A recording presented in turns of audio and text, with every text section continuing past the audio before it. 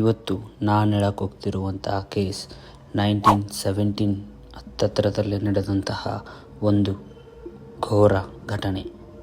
4 ಜನ ಯುವಕರು ದುಡ್ಡಿನ ಆಸೆಗೆ ದೊಡ್ಡ ವ್ಯಕ್ತಿಗಳನ್ನು ಸಾಯಿಸಿದಂತಹ ಘೋರ ಕತೆ.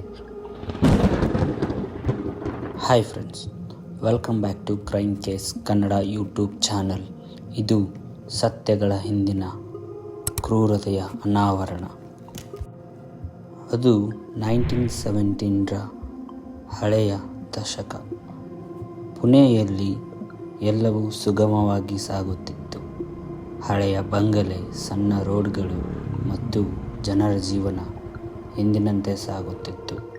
ಅಲ್ಲಿ ಪುಣೆಯ ಪ್ರತಿಷ್ಠಿತ ಕಾಲೇಜ್ ಅಭಿನವ ಕಲೆ ಮಹಾವಿದ್ಯಾಲಯದ 4 ವಿದ್ಯಾರ್ಥಿಗಳು ಓದಿನಲ್ಲಿ ಅಸಾಧಾರಣ, ಆದರೆ ಪುಂಡಾಟಿಕೆಯಿಂದನೇ ಆ ಕಾಲೇಜಿನಲ್ಲಿ ಹೆಸರುವಾಸಿ ಮಾಡಿದಂತಹ ರಾಜೇಂದ್ರ ಜಕ್ಕಲ್, ದಿಲೀಪ್ ಸತೂರ್, ಶಾಂತಾರಾಮ್ ಜಗಟಾಪ್ ಮತ್ತು ಮುನಾವರ್ ಶಾ.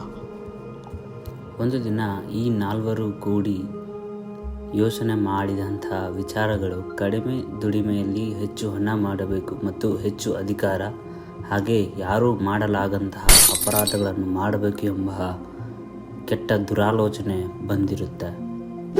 ಸೊ ಅವರ ಈ ಪ್ಲಾನ್ನಂತೆ ಜನವರಿ 1976 ಪುಣೆಯ ಅದೇ ಕಾಲೇಜಿನ ವಿದ್ಯಾರ್ಥಿಯಾದಂಥ ಪ್ರಕಾಶ್ ಹೆಗಡೆ ಅವನನ್ನು ಈ 4 ಸೇರಿ ಕಿಡ್ನಾಪ್ ಮಾಡುತ್ತಾರೆ. ಕಿಡ್ನಾಪ್ ಮಾಡಿ ಅವರ ಮನೆಗೆ 25,000 ಹಣದ ಬೇಡಿಕೆ ಇಡುತ್ತಾರೆ ಮತ್ತು ಅಲ್ಲಿಂದ ಪ್ರಕಾಶ್ನ ಫ್ಯಾಮಿಲಿ ಪೊಲೀಸ್ ಕಂಪ್ಲೇಂಟ್ ಕೊಟ್ಟಾದ ಮೇಲೆ 25,000 ಅಮೌಂಟನ್ನು ಅರೇಂಜ್ ಮಾಡಿ ಅವರನ್ನು ಬಿಡಿಸಲು ಸಾಧ್ಯ ಎಂದು ಗೊತ್ತಾದಾಗ ಹಣವನ್ನು ಅರೇಂಜ್ ಮಾಡಲು ಪ್ರಾರಂಭಿಸುತ್ತಾರೆ. ಹಣ ಸ್ವಲ್ಪ ತಡವಾಗಿ ಅರೇಂಜ್ ಆದ್ದರಿಂದ ಈ 4 ಹಣ ಅರೇಂಜ್ ಆಗುವುದೇ ಇಲ್ಲ ಎಂದುಕೊಂಡು ಆ ಪ್ರಕಾಶ್ ಹೆಗಡೆಯನ್ನು ಕಟ್ಟಿ ಅವನ ಕತ್ತು ಸೀಳಿ ಸಾಯಿಸಿಬಿಡುತ್ತಾರೆ. ಅಲ್ಲಿಂದ ಅವನ ಬಾಡಿಯನ್ನು ಟ್ರಾನ್ಸ್ಫರ್ ಮಾಡೋಕ್ಕೆ ಒಂದು ಡ್ರಮ್ ಒಳಗೆ ಹಾಕಿ ನೀಟಾಗಿ ಪ್ಯಾಕ್ ಮಾಡಿ ಅದೇ ಪುಣೆ ಸಿಟಿಯ ಪೇಶ್ವೆ ಪಾರ್ಕ್ ಹತ್ತಿರ ಒಂದು ನೀರಿನ ಟ್ಯಾಂಕಲ್ಲಿ ಆ ಬಾಡಿಯನ್ನು ಎಸೆಯುತ್ತಾರೆ. ಸೊ ಇದರಿಂದ ಅವರು ಹಣ ಸಿಕ್ಕಿಲ್ಲವೆಂದರೂ ಪರವಾಗಿಲ್ಲ, ಆದರೆ ನಮ್ಮ ಮೊದಲ ಯೋಜನೆ ಕಂಪ್ಲೀಟ್ ಆಯಿತೆಂದು ಬೀಗುತ್ತಾರೆ ಮತ್ತು ಅಲ್ಲಿಂದ ಅವರು ಪೊಲೀಸರಿಗೆ ಸಿಗದೆ ತಪ್ಪಿಸಿಕೊಂಡು ತಲೆಮರೆಸಿಕೊಂಡು ಇರುತ್ತಾರೆ. ಅಲ್ಲಿಗೆ ಪೊಲೀಸರು ಕಾರ್ಯಾಚರಣೆ ಆರಂಭಿಸುತ್ತಾರೆ. ಆದರೆ ಅವರಿಗೆ ಸತತ 6 ತಿಂಗಳು ಕಾರ್ಯಾಚರಣೆ ಮಾಡಿದರೂ ಸಹ ಆ 4 ಹಿಡಿಯಲಾಗುವುದಿಲ್ಲ.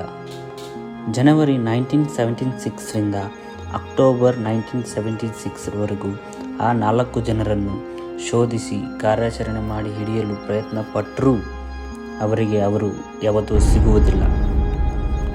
ಅದು ಅಕ್ಟೋಬರ್ 31, 1976 ಪುಣೆಯ ವಿಜಯನಗರವನ್ನೇ ಬೆಚ್ಚಿ ಬೀಳಿಸಿದಂತಹ ಘಟನೆ.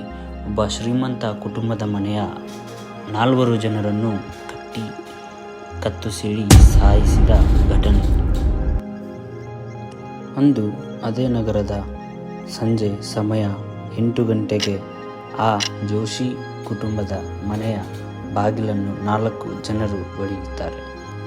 ಅವರು ನೆರೆಮನೆಯವರು ಎಂದು ಭಾವಿಸಿ ಬಾಗಿಲನ್ನು ತೆಗೆದರೆ ಕೆಲವೇ ನಿಮಿಷದಲ್ಲಿ ಕುಟುಂಬದ ಎಲ್ಲ ಸದಸ್ಯರನ್ನು ಕಟ್ಟಿ ಹಾಕುತ್ತಾರೆ ಮತ್ತು ಅವರಿಂದ ಹಣ, ಚಿನ್ನಾಭರಣ, ಬೆಲೆ ಬಾಳುವ ವಸ್ತುಗಳು ಎಲ್ಲಿದೆ ಎಂದು ತಿಳಿದುಕೊಂಡು ಅವೆಲ್ಲವನ್ನು ಕಟ್ಟಿ ದೋಚಲು ಪ್ಲಾನ್ ಮಾಡುತ್ತಾರೆ ಮತ್ತು ಆ 4 ಜನರನ್ನು ಕತ್ತು ಸೀಳಿ ಸಾಯಿಸುತ್ತಾರೆ.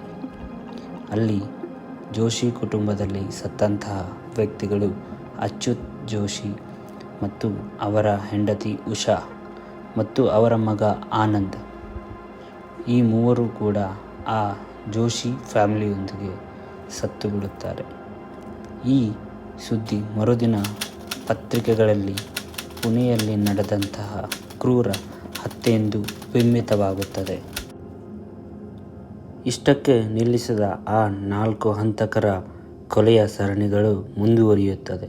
ಅಲ್ಲಿಂದ ಒಂದೇ ಒಂದು ತಿಂಗಳಲ್ಲಿ, ಅಂದರೆ ಡಿಸೆಂಬರ್ 1, 1976ರಲ್ಲಿಯೇ ಅದೇ ಪುಣೆಯಲ್ಲಿ ಕಾಶಿನಾಥ್ ಶಾಸ್ತ್ರಿ ಅಭಯಂಕರ್ ಅನ್ನುವರ ಮನೆಯಲ್ಲಿ ಇವರು ಒಟ್ಟು 5 ಕೊಲೆ ಮಾಡುತ್ತಾರೆ. ಕಾಶಿನಾಥ್ ಮತ್ತು ಅವರ ಪತ್ನಿ, ಮಗ, ಸೊಸೆ ಮತ್ತು ಆ ಮನೆಯ ಕೆಲಸದವಳನ್ನು ಇವರು ಮನೆಗೆ ನುಗ್ಗಿ ಎಲ್ಲರನ್ನೂ ಒಂದೇ ಮಾದರಿಯಂತೆ ಕತ್ತು ಸೀಳಿ ಸಾಯಿಸುತ್ತಾರೆ. ಈ ಬಾರಿಯೂ ಅವರು ಹೆಚ್ಚು ಹಣ, ಹೆಚ್ಚು ಚಿನ್ನವನ್ನು ದೋಚುತ್ತಾರೆ. ಮಾರನೇ ದಿನ ಬೆಳಗ್ಗೆ ಅಂದರೆ ಡಿಸೆಂಬರ್ 2 ಅಕ್ಕಪಕ್ಕದ ಮನೆಯವರ ಕಾಲ್ ಮೇರೆಗೆ ಪೊಲೀಸರು ಮನೆಯನ್ನು ಸುತ್ತುವರೆದರು ಮತ್ತು ಅಲ್ಲಿ ಕಂಡಂತಹ ದೃಶ್ಯ ಅವರನ್ನು ಬೆಚ್ಚಿ ಬೆರಗಾಯಿಸಿತು. ಯಾಕೆಂದರೆ ಕಾಶಿನಾಥ್ ಶಾಸ್ತ್ರಿ ಒಬ್ಬರೇ ಅಲ್ಲ, ಅವರ ಮನೆಯ 5 ಆ ಹಂತಕರು ಕತ್ತು ಸೀಳಿ ಸಾಯಿಸಿದ್ದರು ಮತ್ತು ತುಂಬ ದೊಡ್ಡ ಮೊತ್ತದ ಹಣ ಮತ್ತು ಹೆಚ್ಚು ಚಿನ್ನವನ್ನು ಕದ್ದಿದ್ದರು. ಈ ಕೇಸನ್ನು ನೋಡಿ ಪೊಲೀಸರಿಗೆ ಒಟ್ಟು ಇದರ ಹಿಂದೆ ನಡೆದಂತಹ ಕೊಲೆಯು ಮತ್ತು ಈ ಕೊಲೆಯು ಒಂದೇ ಮಾದರಿಯಲ್ಲಿ ಇರುವುದು ಕಂಡು ಬೆಚ್ಚಿ ಬೆರಗಾದರು. ಅಲ್ಲಿಂದ ಎಲ್ಲ ಪರಿಶೀಲನೆ ಮಾಡಿ ಮತ್ತೊಂದು ಕೇಸನ್ನು ದಾಖಲಿಸಿಕೊಂಡ ಪೊಲೀಸರು ಇದನ್ನು ಪತ್ತೆ ಹಚ್ಚಲು ಪ್ರಾರಂಭಿಸಿದರು. ಅದು ಮಾರ್ಚ್ 24, 1977 ಎರವಡ ಎನ್ನುವ ಪ್ರದೇಶದ ಹತ್ತಿರ ಮತ್ತೊಬ್ಬ ಯುವಕನ ಶವ ಪತ್ತೆಯಾಗಿತ್ತು. ವಿಚಿತ್ರ ಏನೆಂದರೆ ಅದೂ ಸಹ ಕತ್ತು ಸೀಳಿ ಕೊಲೆ ಆಗಿತ್ತು, ಸೇಮ್ ಆಸ್ ಹಳೆಯ ಪ್ರಕರಣಗಳಂತೆ. ಇದು ಪೊಲೀಸರಿಗೆ ಇನ್ನಷ್ಟು ಅನುಮಾನಕ್ಕೆ ದಾರಿಯಾಯಿತು.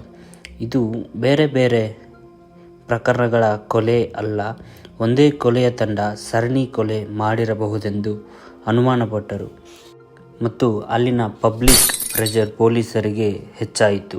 ಏಕೆಂದರೆ ಒಂದೇ ತಿಂಗಳಲ್ಲಿ 2 ಪ್ರತಿಷ್ಠಿತ ಶ್ರೀಮಂತರ ಹತ್ಯೆ ಅಲ್ಲಿನ ಜನಗಳನ್ನು ಭಯಪಡಿಸಿತ್ತು. ಪೊಲೀಸರು ತಮ್ಮ ತನಿಖೆಯನ್ನು ಚುರುಕುಗೊಳಿಸಿದರು ಮತ್ತು ಅದರಂತೆ ಒಬ್ಬ ಸದಸ್ಯ ಸುಹಾಸ್ ಚಾಂಡಕ್ ಎನ್ನುವನನ್ನು ಪೊಲೀಸರು ಬಂಧಿಸಿದರು. ಆತನು ಇನ್ವೆಸ್ಟಿಗೇಷನ್ನಲ್ಲಿ ಹೇಳಿದ ಪ್ರಕಾರ ಇದರಲ್ಲಿ ಒಟ್ಟು 10 ಜನರನ್ನು ಆ 4 ಜನರ ತಂಡ ಸಾಯಿಸಿತ್ತು.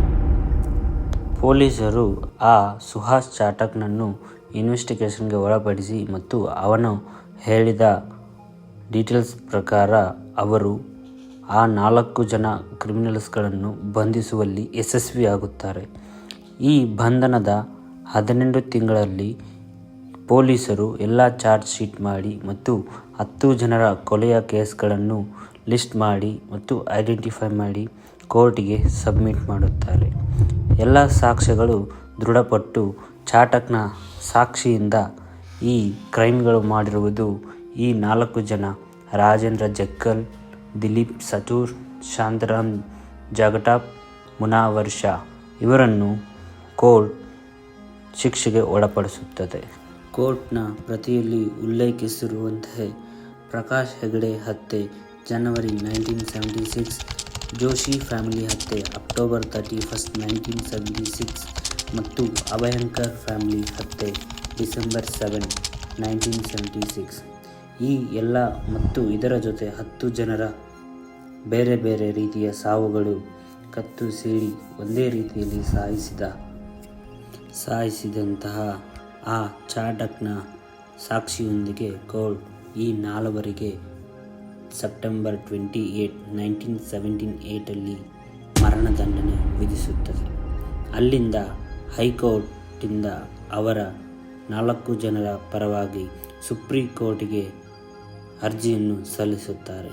ಆದರೂ ಸಹ ಅಲ್ಲಿಯೂ ದೃಢೀಕರಿಸಿದಂತೆಯೇ ಅವರಿಗೆ ಮರಣದಂಡನೆಯನ್ನು ಫಿಕ್ಸ್ ಮಾಡುತ್ತಾರೆ. ಎಲ್ಲ ಸಾಕ್ಷಿಗಳಿದ್ದರಿಂದ ಅವರ ಮರಣದಂಡನೆಯನ್ನು ತಪ್ಪಿಸಲು ಯಾರಿಂದಲೂ ಸಾಧ್ಯವಾಗಲಿಲ್ಲ.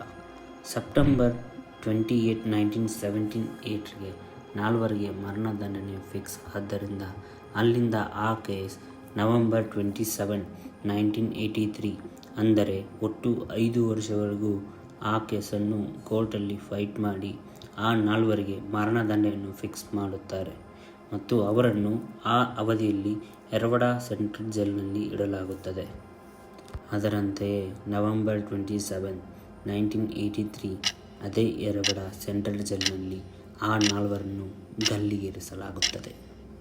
ಆಗಿನ ಕಾಲದಲ್ಲಿಯೇ ಭಾರತದ ಇತಿಹಾಸದಲ್ಲೇ ನ್ಯಾಯಾಲಯ ಒಂದೇ ದಿನ 4 ಗಲ್ಲು ಶಿಕ್ಷೆ ವಿಧಿಸಿದಂತಹ ಅಪರೂಪದ ಕ್ಷಣ ಅದಾಗಿತ್ತು.